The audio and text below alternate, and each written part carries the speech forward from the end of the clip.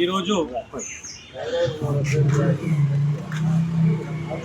సంవత్సరంలో 2 లక్షల ఉద్యోగాలు ఇస్తామని అబద్ధపు హామీలు చెప్పి అడుగడుగున అబద్ధపు హామీలు చెప్పి కేవలం అంటే 16,000 ఇచ్చినామని నిన్న అసెంబ్లీ సాక్షిగా కాంగ్రెస్ ప్రభుత్వము కాంగ్రెస్ మంత్రులు ఒప్పుకున్నారు.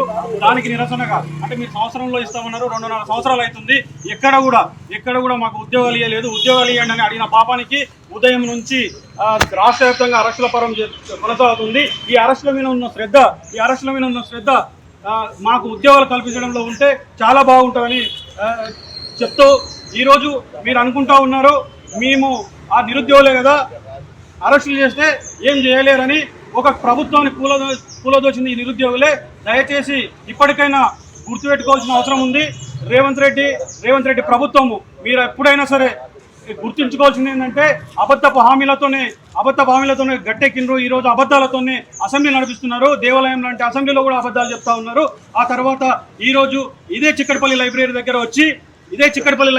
వచ్చి మీ రాహుల్ గాంధీ ఛాయ తాగి మీకు 2 లక్షల ఉద్యోగాలు ఇస్తామన్నారు. అట్లానే భారతదేశంలో ప్రజాస్వామ్యం బతుకుంది, అధికారం ఆర్టికల్ 19 బతుకుంది. కానీ తెలంగాణలో మాకు స్వేచ్ఛ లేదు. మాకు అడుగడుగున మేము చెప్తా ఉన్నాం, అడుగడుగున అరెస్టులు చేస్తూ ఉన్నారు.